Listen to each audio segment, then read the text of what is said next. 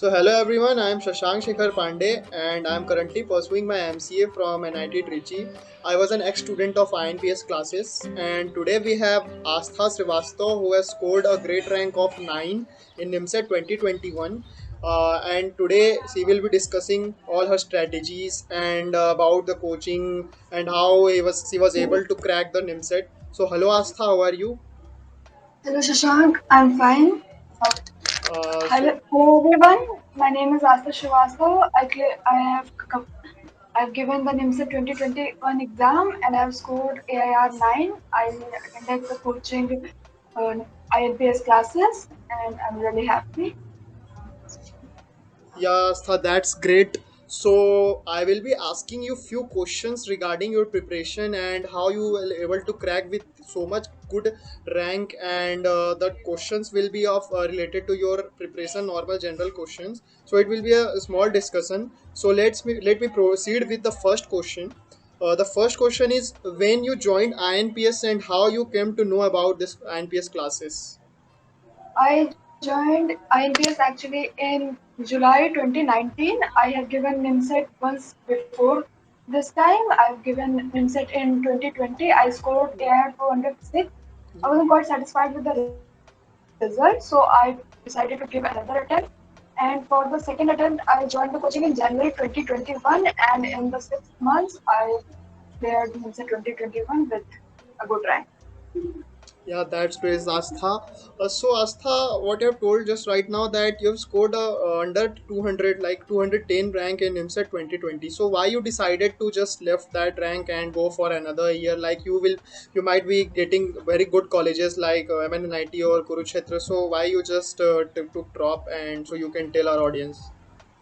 Yes, the NIMSET exam in 2020 was postponed for a quite long time. We actually gave the exam on 22 October, and with the counseling, everything, it ended on like December. It was completed. So only 5 or 6 months were left for another exam, and I wasn't quite satisfied with the colleges that I was getting.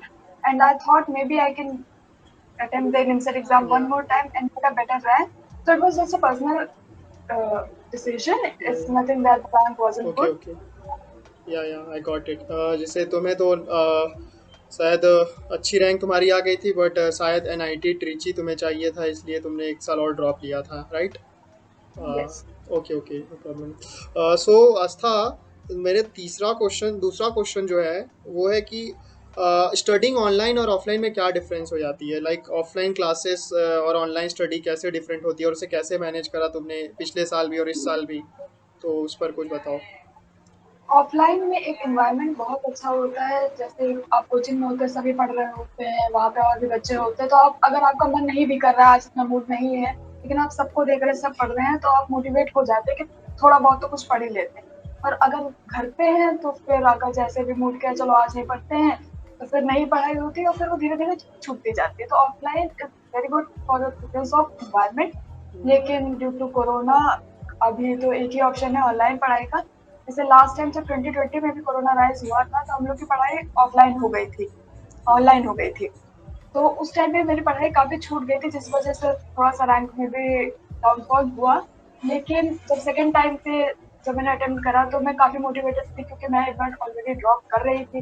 तो even then जब फिर से एक बार lockdown हुआ 2021 के exam में भी, तब मैं काफ़ी मोटिवेटेड थी कि अब की बार तो करना ही है। तो ऑनलाइन में आपको मोटिवेशन की ज़रूरत है। अगर आप मोटिवेटेड हैं कि नहीं हम लगे रहेंगे, तो फिर अच्छा है। बाकी ऑफलाइन में आपको हमेशा ही एक एनवायरनमेंट मिलता रहेगा, आप लगे रहेंगे सब बच्चों को देख के ही।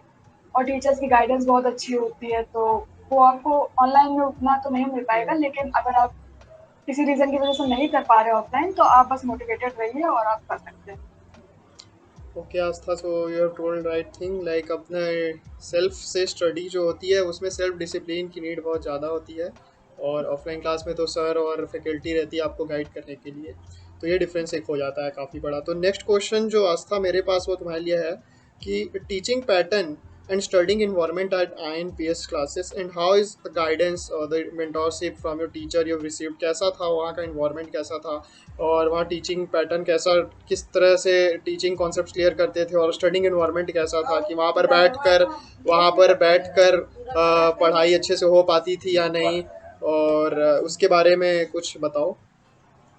Of course studying environment IELTS में बहुत अच्छा है। कोई भी आपको किसी भी प्रकार की डिस्टर्बेंस नहीं मिलेगी वहाँ पर। आप लगातार आप बैठ के पढ़ सकते हैं, काफी देर तक पढ़ सकते हैं। इवन जब सर ये कहते हैं कि अगर तुम्हें बाद में बैठ के पढ़ने का मन करे तो आप पढ़ सकते हैं। सर बेसिक सबसे पहले बहुत ज्यादा क्लियर करते हैं ताकि आप किसी भी क्वेश्चन में इस वजह से ना अटके क्योंकि आपको एकदम बेसिक कॉन्सेप्ट नहीं था। काफी लंबा टाइम बेसिक्स पे जाता है जो एक टाइम पे थोड़ा सा बोरिंग लगने लगता है, लेकिन जब आप एग्जाम देते हैं तो उस चीज का उतना ही यूज फील होता है कि हाँ कितना जरूरी था वो। और सर सेल्फ स्टडी का भी टाइम देते वहीं पे बैठ के पढ़ना है, लेकिन सेल्फ स्टडी भी करनी है क्योंकि आप जो खुद से भी सीखते हैं वो भी बहुत इंपॉर्टेंट होता है। और आसपास के बच्चों से भी एक हेल्दी एनवायरनमेंट रहता है। आप घर पे रहेंगे तो शायद उतना नहीं हो पाएगा। आप जैसे जो AIR की थ्री है उनसे मुझे बहुत अच्छा कंपटीशन मिला था, तो उस वजह से भी काफी मोटिवेशन मिलता है। तो कोचिंग का एनवायरनमेंट तो बहुत ही अच्छा है। अगर आप कर सकते हैं तो बिल्कुल कीजिए। या एब्सोल्युटली राइट आस्था, जैसा कि तुमने बताया कि हेल्दी कंपटीशन काफ़ी ज़रूरी है, अपने पीयर्स से हेल्दी कंपटीशन हमें रखना चाहिए, उससे काफ़ी ग्रोथ मिलता है। तो आस्था, नेक्स्ट क्वेश्चन जो है वो काफ़ी कॉमन क्वेश्चन है कि like which books you refer to during your preparation time, और स्टडी मटेरियल कहाँ से पाई थी और स्टडी मटेरियल कहाँ से मिला था और कितने घंटे पढ़ाई करती थी आप। और तो क्वेश्चन है कि the books you refer during your preparation for NIMCET and how many hours you studied daily. तो इसका क्या जैसे कि आंसर है? बात रही अगर घंटों की तो एवरेज लाइक 10 से 12 घंटे लग जाते थे बीच में। ऑब्वियसली आप 10-12 घंटे कंटिन्यूसली नहीं पढ़ेंगे तो बीच में ब्रेक होगा। हम्म, लेकिन अगर आप जैसे कॉलेज के साथ कर रहे हैं तो जैसे हमारे सर भी कहते हैं कि सिंगल सेकंड वेस्ट नहीं होना चाहिए। ये जितना भी आपके पास टाइम निकल रहा है वो सारे ही इनसे प्रिपरेशन में लगाइए। नेक्स्ट जब सेकंड टाइम में कर रहे थे तो ड्रॉप कर रहे थे तो काफी मेरे पास टाइम था तो हम पूरा ही लगा देते थे उस पर। अगर आप कॉलेज के साथ भी अपेयरिंग है तो उसमें भी जितना टाइम बच रहा है सबका सब लगा दीजिए। इस पे ना जाइए कि इतने घंटे पढ़ लेंगे तो अच्छा हो जाएगा, इतने घंटे पढ़ेंगे तो नहीं अच्छा होगा। जितना भी टाइम है सब कुछ लगा दीजिए। जहाँ तक रही बात बुक्स की तो जो स्टडी मटेरियल है वो तो हमको हमारे कोचिंग से ही मिलता था और काफी अच्छा स्टडी मटेरियल है सब कुछ उसमें। कई सारी बुक्स है। एक एक्स्ट्रा रेफरेंस के लिए हमने मैथ में RD शर्मा कंप्लीट करी थी। ओके। और रीजनिंग में एक सिंगेज की बुक आती है श्याम सरफ सर की। वो यस। बुक काफी अच्छी है, उसका कवरेज बहुत अच्छा है हिंसक के पॉइंट ऑफ व्यू से। तो वो बहुत अच्छी है। और कंप्यूटर तो कंप्यूटर बैकग्राउंड के हैं तो आप कर ही लेंगे। बाकी कोचिंग में भी क्लासेस होती ही थी और इंग्लिश की भी क्लासेस होती हैं तो आपको कवरेज तो मिल ही जाएगा। बट बुक्स के नाम पर हमने RD शर्मा और सिंगेज की बुक लगाई थी। Okay right. तो जैसा कि सारे टॉपर्स का चॉइस होती है RD शर्मा, तो आस्था ने भी RD शर्मा लगाया था। ये निमसेट के लिए अभी तक की शायद बेस्ट बुक में से एक है, अगर बेस्ट नहीं कहूँ तो। तो RD शर्मा तो मस्ट है जहाँ तक मुझे लगता है। सो योर नेक्स्ट क्वेश्चन आस्था आपके लिए है कि कॉलेज स्टडी, जब आप पिछले साल भी निमसेट की प्रिपरेशन कर रही थी, आपकी उस वक्त भी अच्छी रैंक आई थी, तो कॉलेज स्टडी के साथ साथ कैसे निमसेट का प्रिपरेशन मैनेज करें? जो अपेयरिंग स्टूडेंट्स होते हैं उनको काफ़ी प्रॉब्लम होती है कि लाइक सेमेस्टर एग्ज़ाम्स देने हैं, प्रोजेक्ट बनाना है, साथ ही में प्रिपरेशन भी करनी है निमसेट की और एग्ज़ाम्स देने काफ़ी, तो ये कैसे मतलब मैनेज करा था तुमने पिछले साल? जैसे अगर कॉलेज आपका चल रहा है तो कॉलेज में एक तो बहुत बेसिक चीज़ है कि आप थोड़ा अपने टीचर से भी डिस्कस कर लीजिए। उनको बता दीजिए कि हम इस चीज़ की प्रिपरेशन कर रहे हैं तो थोड़ा वो अगर लीनियंसी दिखा सके। और आपको पता होता कौन सा टीचर लीनियंट होगा कौन सा नहीं होगा, हम्म, किसको बताना सही है किसको बताना नहीं सही है। तो उस हिसाब से आप टीचर से डिस्कस कर लीजिए। और बात रही पढ़ाई की तो आप कॉलेज डेली जाइए, वहाँ जितना पढ़ाया जा रहा है उतना पढ़ लीजिए। उसके बाद आप मिडसेट की प्रिपरेशन के लिए पढ़ाई कर लीजिए। अगर कोचिंग कर रहे हैं तो उसकी पढ़ाई कर लीजिए।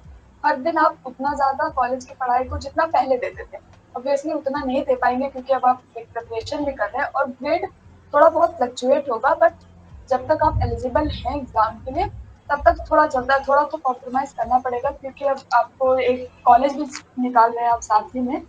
तो इतनी कोई दिक्कत नहीं है। आप थोड़ा थोड़ा सा बैलेंस कर लीजिए। कॉलेज में ऑब्वियसली अच्छा कर लीजिए कि आप ऐसा ना हो एलिजिबिलिटी ही खराब हो जाए। और बस बैलेंस बना के चलना है इतना कि वहां का भी हो जाए और साथ में आपके साथ कॉलेज भी हो जाए। या आस्था तो काफ़ी अच्छा आंसर दिया आस्था ने कि कैसे मैनेज स्टडी करनी है।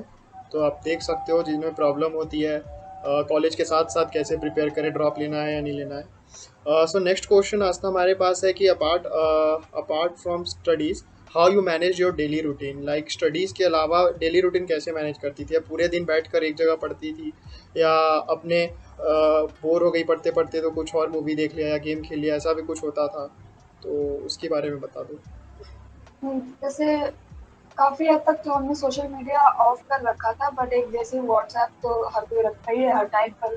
तो बीच-बीच में हम दोस्तों से बात कर लेते थे, ताकि थोड़ा जो प्रेशर है वो रिलीज़ हो सके, फैमिली के साथ टाइम स्पेंड कीजिए।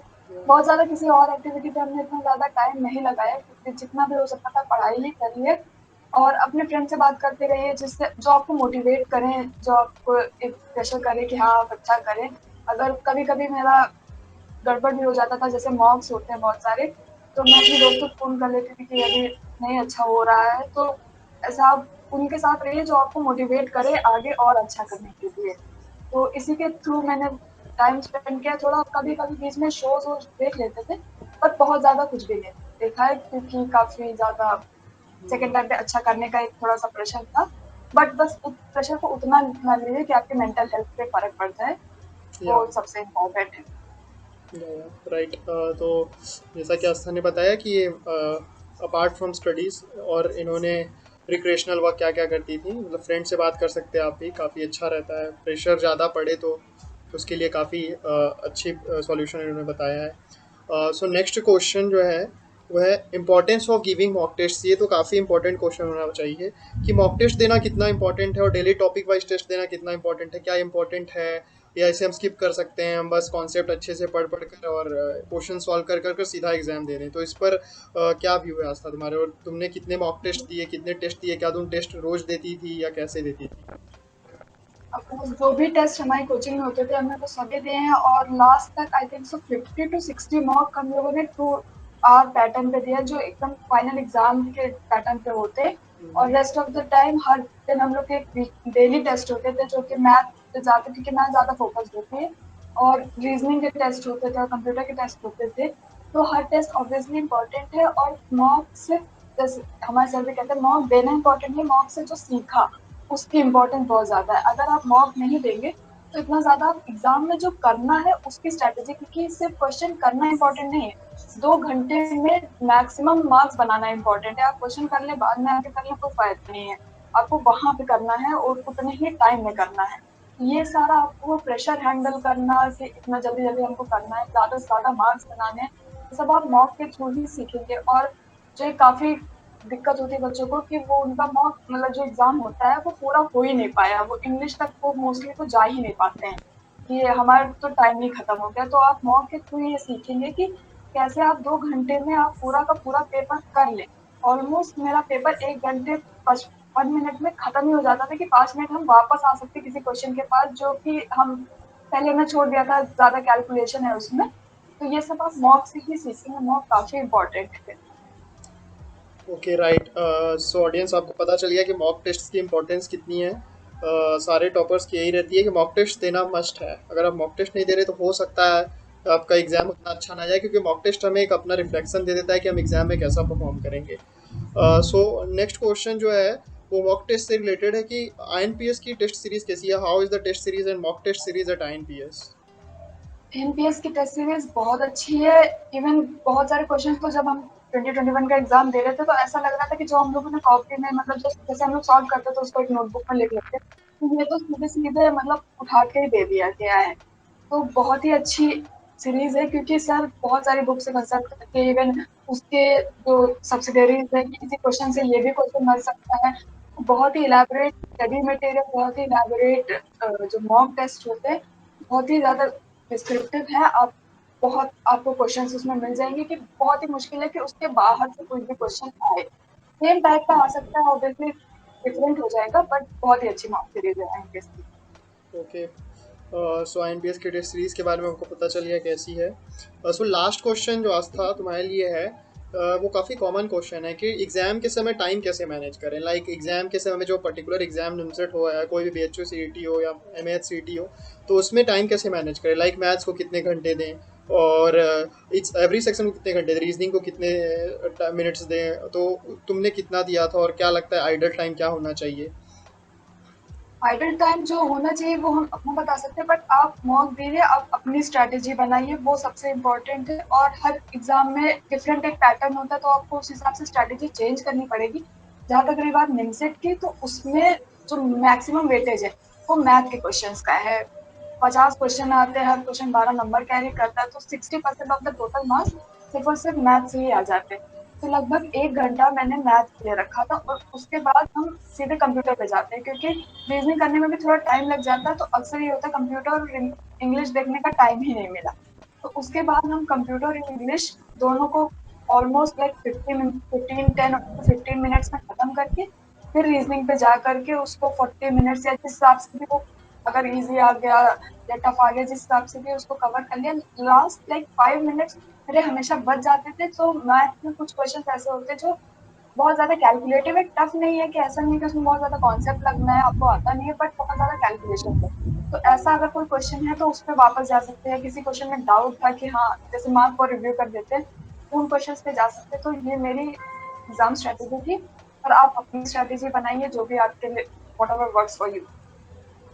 तो इसे पता चला कि पर्टिकुलर कोई स्ट्रेटेजी नहीं होती है जो एवरी केस में रन करे, वो आपको खुद अपनी पर्सनल बनानी पड़ेगी। सो ये आखिरी क्वेश्चन था आस्था। तो आस्था ने काफ़ी क्वेश्चंस के वो बताए, हमें डाउट्स क्लियर करे हैं। तो उसके लिए thank you so much Aastha for joining us for the interview, and hope you all the best for your future. Thank you.